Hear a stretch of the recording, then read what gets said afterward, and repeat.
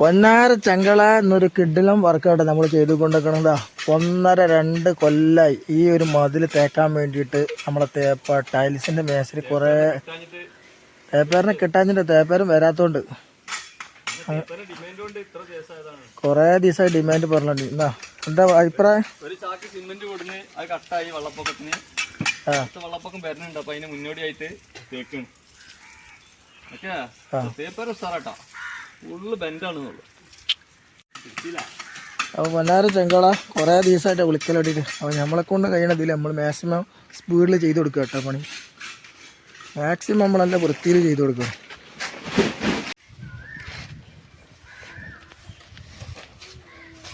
അപ്പോൾ പൊന്നാര മക്കളെ തേപ്പിൻ്റെ പണി കുറച്ചൊരു ടഫം തന്നെ കേട്ടോ.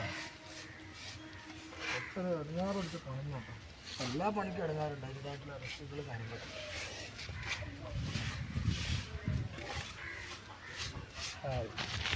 ചങ്കായ നമ്മളെ വീഡിയോ ഇഷ്ടപ്പെട്ടെങ്കിൽ നമ്മൾ ലൈക്ക് അടിക്കട്ടെ നിങ്ങൾ എല്ലാവരും.